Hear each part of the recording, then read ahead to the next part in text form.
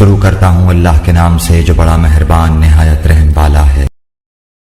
حضرت ابو ہریرہ رضی اللہ تعالیٰ عنہ بیان کرتے ہیں، رسول اللہ صلی اللہ علیہ وسلم نے فرمایا، ہر نبی کی اپنی امت کے بارے میں ایک دعا قبول ہوتی ہے، بس ہر نبی نے دعا کرنے میں جلدی کی، جبکہ میں نے اپنی دعا کو اپنی امت کی شفاعت کے لیے روز قیامت کے لیے چھپا رکھا ہے، اور وہ شفاعت انشاءاللہ ہر اس شخص کو پہنچے گی جو اس حال میں فوت ہوا ہوگا کہ اس نے اللہ کے ساتھ کسی کو شریک نہیں ٹھہرایا ہوگا۔ مشکات المصابیح حدیث نمبر 2223۔ حضرت ابو ہریرہ رضی اللہ تعالیٰ عنہ بیان کرتے ہیں، رسول اللہ صلی اللہ علیہ وسلم نے فرمایا،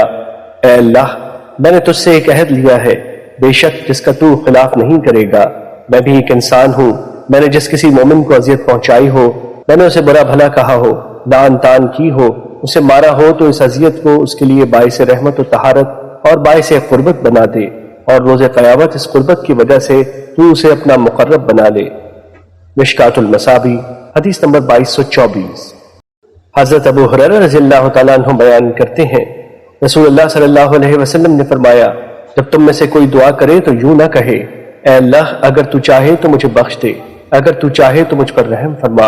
اگر تو چاہے تو مجھے رزق عطا فرما، بلکہ اسے چاہیے کہ وہ پورے عزم کے ساتھ دعا کرے، کیونکہ وہ جیسے چاہے کرتا ہے، اسے کوئی مجبور کرنے والا نہیں۔ مشکات المصابیح حدیث نمبر 2225۔